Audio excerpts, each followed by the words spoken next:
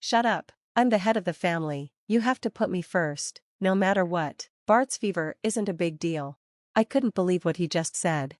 How could you say that? As a parent, you should care about your child more than anything else. Why can't you understand that? Then Bart said something shocking. The person who makes the money is the most important, so I should come first in this house. If you can't accept that, then leave.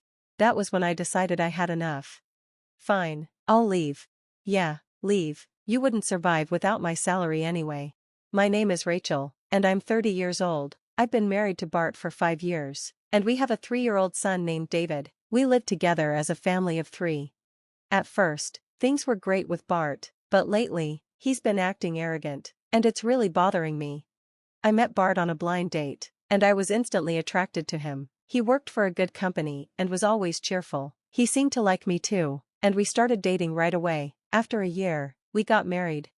In the beginning, Bart was kind and caring. He even helped with housework, and he celebrated my birthday and our anniversary. But as time passed, he started treating me with disrespect. I tried to tell myself that things change over time in marriage, but he was getting too cold. Hey, why haven't you ironed my shirt? And when I wake up, my socks should be ready. It was hard for me to take care of David. You're not a child, you should get your own clothes ready. Huh? How dare you argue with your husband? I'm the one providing for you, so you should do as I say. Bart started acting like this after David was born, and I didn't want to get a divorce right away because of our son. But there's another problem. Bart doesn't contribute much to our family budget. He earns $2,500 a month but only gives me $500, saying it should be enough. He spends the rest of his salary on clothes, golf, and other things. It's not enough to cover everything, and we can't even save money for the future or pay for David's education. No matter how much I try to talk to him, he says, "I'm giving you enough money, use what I give you." I keep asking Bart to contribute more, but he won't listen, and we end up fighting. Meanwhile, he complains about how I do housework. It's impossible for a family of 3 to live on just $500 a month, so, to save money, I cook small portions or cheap meals with inexpensive ingredients. We end up eating the same thing a lot. But Bart complains about it, saying, "You're a useless wife who can't cook." Our relationship was falling apart, but I still put up with it until David turned 3. Then something happened that made me realize I couldn't take it anymore. One evening, David was unusually quiet. I thought he might be sick, so I checked his forehead and found he had a high fever. I took his temperature, and it was really high. I rushed him to the hospital, but it was already closed, so we went to the emergency room. There were a lot of people waiting, and it took a while to be seen by the doctor. I tried to comfort David while we waited, telling him, "We'll be called soon. Hang in there." Finally, the doctor saw us, gave David some medicine, and sent us home. I gave David something easy to eat, gave him medicine, and put him to bed while I cooled his forehead. I felt a bit better, but it was the highest fever he had ever had, so I was really worried and exhausted. Then I heard the sound of the key turning in the lock. Bart had come home. "I'm home. Welcome home. Where's my dinner?" "I'm sorry, I'll make it now." I was lying on the couch and was about to get up to go to the kitchen. "What do you mean? Are you kidding me? You think I'm an idiot?" "Sorry, but David had a high fever, so we went to the hospital. I haven't eaten either." I tried to explain calmly, but Bart wouldn't listen. "I don't care if you haven't eaten, just get my dinner ready." I couldn't believe he was acting like this when David was sick. "Shut up, I'm in charge here, you need to put me first. Bart's fever doesn't matter." I couldn't just ignore what he said. How could you say that? As a parent, you should care about your child first. Why can't you understand that? Normally, if your child has a high fever and goes to the hospital, you'd be worried about them. But Bart said something even worse. "The one who makes the money is the most important, so I come first in this house. If you can't accept that, then leave." Something inside me snapped. Up until now, I had hoped Bart would go back to being the kind man he was before, but now, I saw there was no hope left. He couldn't even put our child first, and he thought the one who makes more money was better. I couldn't deal with that mentality anymore. "Okay, I'll leave then." "Yeah, leave, you wouldn't survive without my salary anyway." "Then I'll just eat out tonight. You should go back to your parents' house and calm down." Bart left after saying that. Does he think I'm weak and can't do anything on my own? I'll show him what I'm capable of. I started packing while Bart was gone. David still had a fever, so I waited until he felt better. Once David was asleep, I was ready to leave anytime. The next morning, when David's fever had gone down, I went to check on him. He was still sleeping. After wiping off his sweat and dressing him, I went to the kitchen for breakfast. That's when I ran into Bart, who was leaving for work. When he saw me, he smirked. "What, you haven't left yet? I can't leave until David's better." "You really can't leave, can you? You're just a stay-at-home wife. You'll never make it." He laughed and left for work. He made me even angrier. How did he become such a terrible person? When we were dating and at the beginning of our marriage, he was at least a little kinder and more thoughtful. While I was thinking about this, my son woke up. "Mom, I'm hungry. Are you feeling better now?" "Yeah, much better." After breakfast, David was feeling much better, so I decided to leave with him today. I called my parents to come pick us up, and we packed our things. By mid-afternoon, we were at my parents' house. As soon as I stepped into their house, I felt completely drained. I almost fainted from exhaustion. My parents were really worried. "Are you okay, Rachel?" "Yeah, I'm sorry. I think I've been trying so hard to protect us. I didn't realize how much it was taking out of me." "Wow, Bart must have really pushed you a lot." "Yeah, it was more than just emotional abuse." Both of my parents were shocked when they heard how bad things had gotten with Bart. "Grandpa, let's play together." "Okay, let's play. Can we go buy some snacks?" "Snacks? Yes, I want some too." Dad took David out to give me some rest. "You should lie down and rest," Mom said, giving me some blankets. I thanked her and lay down, falling asleep right away.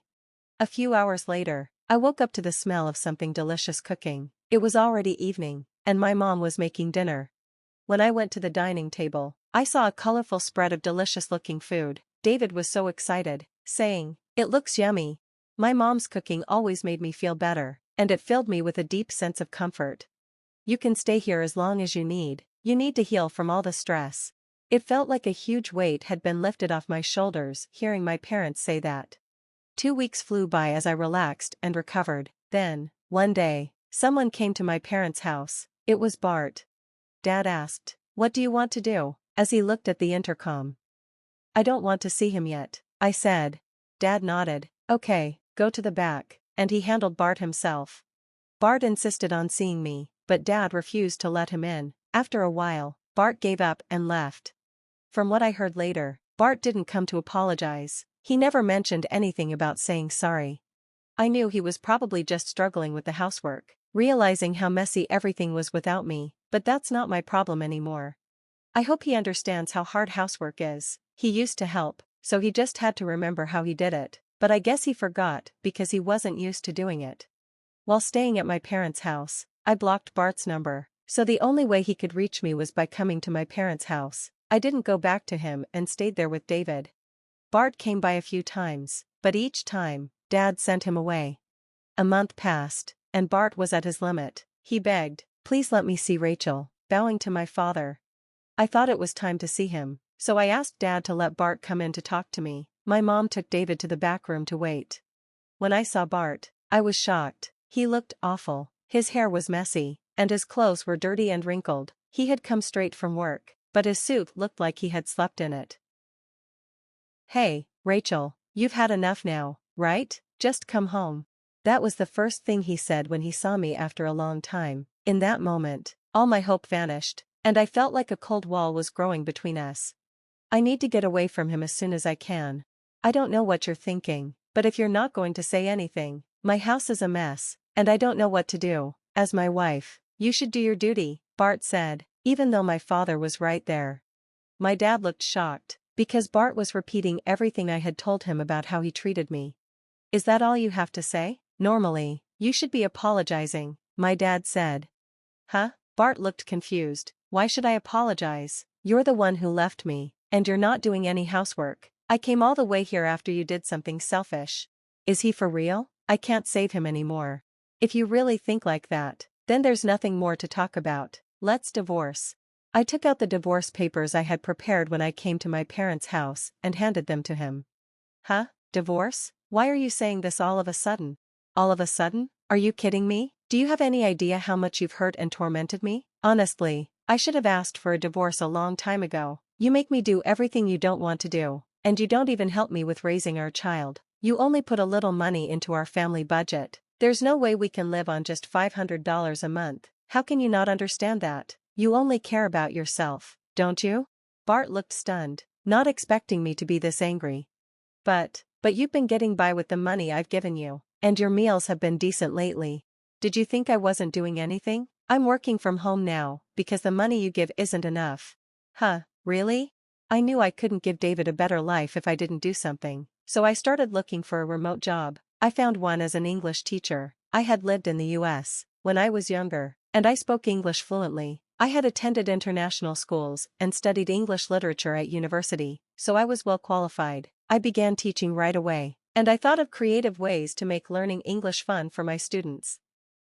As a result, I started studying Western movies and music, and decided to create my own teaching materials by gathering phrases that could be used in everyday situations.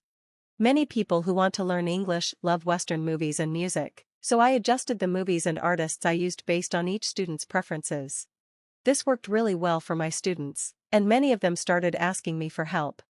Because of that, I'm now making a decent amount of money. I had no idea. How much are you making? About $4,000 a month. What, that much? So, I make more than you now, and I don't need to live with you anymore. Bart was completely shocked. He couldn't believe that his wife, whom he'd thought was beneath him, was earning more than he was. Why am I so miserable? What do you mean, all of a sudden? My coworkers are getting promoted before me, and now my juniors are moving ahead of me too. They all think I'm an idiot, and to top it off, you're even making more money than me. I sighed deeply. So what? Huh? It doesn't matter if your salary is lower or higher than other people's. What matters is whether you and your family are happy. For David and me, it doesn't matter if you're not getting promoted. What's important is that you make time for your family and provide for them. Don't you think so? I don't want you hurting me just to protect your fragile pride. Shut up. A man has to fight his battles and not lose. At that moment, my dad, who had been silent until then, spoke up. So, you're trying to boost your self-esteem by taking out your work stress on my daughter, spending money on your hobbies and clothes to feel better, and ignoring your family? Bart looked uncomfortable hearing my dad's words.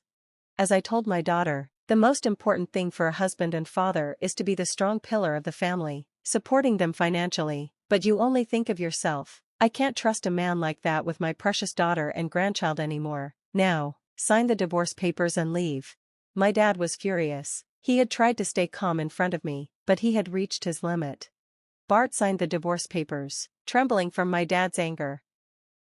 After Bart said, "Oh, I'm sorry," he quickly left. And that's how Bart and I ended our marriage so quickly. Later, I heard from a mutual friend that Bart was saying, "I dumped my wife because she was a useless, lousy wife." But at work, everyone already knew how Bart was, so they just ignored him. No one would want him as a boss, so he stayed in the same position for years without a promotion. One day, a new employee asked him, "What, you're a mid-career employee and haven't been promoted at your age? Are you a new graduate who just joined? You can't even do your job, huh?" The employee made fun of him, and Bart left work early, embarrassed. Apparently, once you're an adult, a twisted personality is hard to change. I decided that I would raise David carefully, hoping he would grow up to be an honest and kind person, using Bart as a bad example. Now, David smiles at me with such a sweet and carefree smile, and I know he will never turn into someone like Bart. To protect that smile, I will keep working hard every day. Bart is a foolish man who destroys others' happiness just to protect his own fragile pride, but I'm glad Rachel and David got out of that situation quickly. With the money Rachel's making, I'm sure she can manage as a single mother. I hope Rachel and her beautiful son continue to live a happy life. Thank you for watching until the end. Please subscribe to our channel. See you in the next video.